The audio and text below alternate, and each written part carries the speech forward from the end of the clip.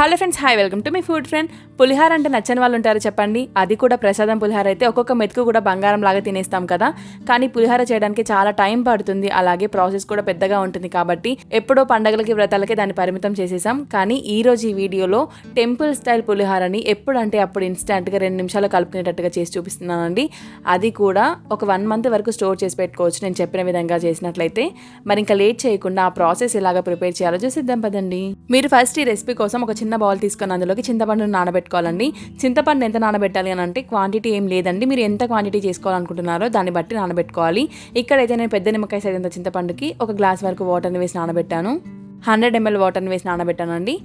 వాటర్ని మాత్రం ఎక్కువగా అస్సలు వేయకూడదండి, తక్కువ వేసుకోండి. ఎక్కువ వేస్తే చింతపండు బజ్జీ అనేది లూజ్గా వచ్చేస్తుంది, ఉడకడానికి చాలా టైం పడుతుంది. కాబట్టి తక్కువ వాటర్తో చింతపండు రసాన్ని ప్రిపేర్ చేసుకోవాలి. ఈ విధంగా చింతపండును 1 నిమిషం పాటు కలుపుకొని చింతపండు గుజ్జుని సపరేట్ చేసుకుంటే సరిపోతుందండి.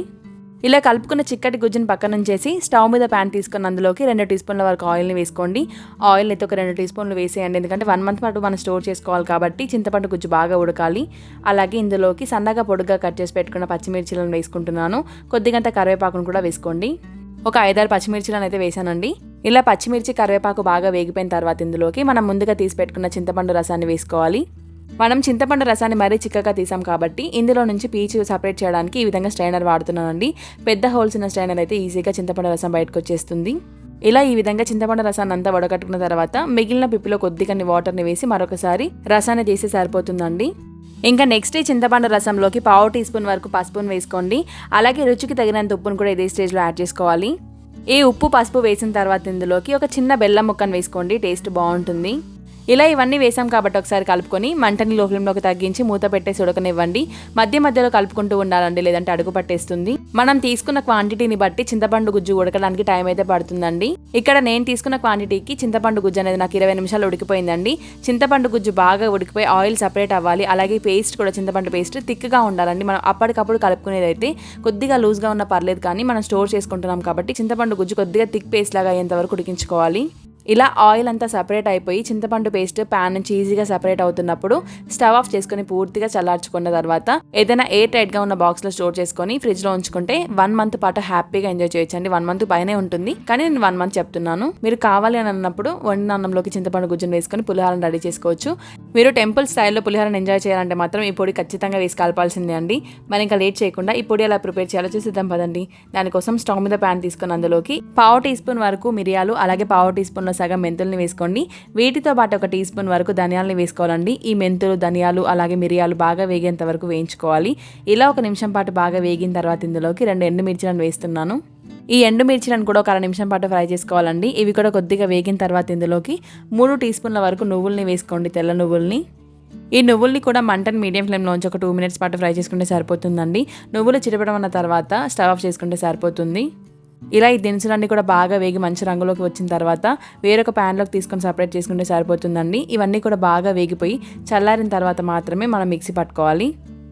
ఇలా బాగా వేగిన వీటిని ఒక చిన్న మిక్సీ జార్లోకి తీసుకొని ఫైన్ పౌడర్ లాగా బ్లెండ్ చేసుకుంటే సరిపోతుందండి. ఇలా ఈ విధంగా ఎక్కడ కూడా పలుకు అనేది లేకుండా ఫైన్ పౌడర్ లాగా బ్లెండ్ చేసుకోవాలి. మనం పులిహోర చేసినప్పుడు ఖచ్చితంగా ఈ పౌడర్ని వేస్తేనే ఆ టెంపుల్ స్టైల్ పులిహోర టేస్ట్ని మనం ఎంజాయ్ చేయగలుగుతామండి. ఇలా ఈ పౌడర్ని కూడా మనం 1 మంత్ పాటు ఈజీగా స్టోర్ చేసుకోవచ్చు అండి. ఫ్రిడ్జ్లో అయినా నార్మల్గా అయినా కూడా స్టోర్ చేసుకోవచ్చు. ఇంకా ఈ విధంగా మనం ముందు చెప్పుకున్న చింతపండు గుజ్జుని ఈ పౌడర్ని కనుక రెడీ చేసి పెట్టుకుంటే ఎప్పుడంటే అప్పుడు నిమిషాల్లో పులిహోరని కలిపేయొచ్చండి. మరి ఇంకా ఆ ప్రాసెస్లోకి కూడా వెళ్ళిపోతాం రండి. దానికోసం ఫస్ట్ ఒక ప్యాన్ తీసుకొని అందులోకి ఒక 2 టీ స్పూన్ల వరకు ఆయిల్ని అయితే వేసుకోండి. ఆయిల్ కొద్దిగా వేడెక్కిన తర్వాత 1 టీ స్పూన్ వరకు పోపు దినుసులు వేసుకోవాలి. ఇవి కొద్దిగా వేగిన తర్వాత ఇందులోకి సన్నగా పొడుగ్గా కట్ చేసి పెట్టుకున్న పచ్చిమిర్చి ముక్కల్ని వేసుకోవాలండి. అండ్ వీటితో పాటే కొద్దిగంత కరివేపాకును కూడా వేసుకోండి. కరివేపాకు, పచ్చిమిర్చి బాగా వేగిపోయిన తర్వాత ఇందులోకి 4-5 ఎండుమిర్చిలను వేసుకోవాలండి. ఈ ఎండుమిర్చి కూడా కొద్దిగా వేగిన తర్వాత చివరగా 1/2 టీ స్పూన్ వరకు పసుపును కూడా వేసుకొని కలుపుకుంటే సరిపోతుంది. పల్లీలు నేను ఇందులో వేయలేదండి, సపరేట్గా వేయించుకున్నాను. ఇలా తాలింపు అంతా కూడా బాగా వేగిపోయిన తర్వాత స్టవ్ ఆఫ్ చేసుకొని పక్కన ఉంచుకుంటే సరిపోతుందండి. మనం ఎప్పుడు పులిహోర చేసుకోవాలనుకున్నా సరే అండి, తాలింపు పెట్టేసుకొని అన్నం వండుకుంటే సరిపోతుంది. ఎప్పుడంటే అప్పుడు నిమిషాల్లో పులిహోర కలిపేసుకోవచ్చు. ఇలా వండిన అన్నాన్ని సపరేట్గా చేసుకొని చల్లారనివ్వండి. ఇది పూర్తిగా చల్లారిన తర్వాత మనం ముందుగా చేసి పెట్టుకున్న పౌడర్ని ఇందులోకి కలుపుకోవాలి. ఇలా పౌడర్ కలిపి పెట్టిన తర్వాత ఇందులోకి మీకు కావాల్సినంత చింతపండు పేస్ట్ని కూడా వేసుకొని కలిపేసుకుంటే సరిపోతుందండి. మనం ముందుగా మిక్సీ పట్టుకున్న పౌడర్ని కూడా మీకు టేస్ట్ తగినట్లుగా అడ్జస్ట్ చేసుకుంటే సరిపోతుందండి. ఇలాగ చింతపండు పేస్ట్ అంతటిని కూడా అన్నానికి బాగా పట్టించిన తర్వాత చివరగా మనం ముందుగా చేసి పెట్టుకున్న తాలింపును కూడా యాడ్ చేసుకొని మొత్తం అంతా ఒకసారి కలిపేసుకుంటే సరిపోతుందండి. నేను ఇక్కడ పల్లీలని సెపరేట్గా యాడ్ చేసుకుంటున్నానండి, తాలింపులో వేయలేదు. మీరు కావాలంటే తాలింపులో కూడా ఫ్రై చేసుకోవచ్చు. ఇలా ఈ తాలింపు అంతా యాడ్ చేసిన తర్వాత 1 నిమిషం పాటు కలుపుకొని సర్వ్ చేసుకుంటే సరిపోతుందండి. సూపర్ టేస్టీ టెంపుల్ స్టైల్ పులిహోర అయితే రెడీ అయిపోయినట్టే. ఇంతే అండి ఇన్స్టాంట్ పులిహోర మిక్స్ రెసిపీ. చాలా టేస్టీగా ఉంటుంది పులిహోర అయితే, తప్పకుండా ట్రై చేయండి. ఈ వీడియో కనుక మీకు నచ్చినట్లయితే ఇలాంటి మంచి మంచి ఎమ్మీ అండ్ టేస్టీ వంటల కోసం మన ఛానల్ సబ్స్క్రైబ్ చేసుకోండి, పక్కనే ఉన్న బెల్ ఐకాన్ ఆన్ చేసి పెట్టుకోండి. Keep watching me food friend. Thank you for watching.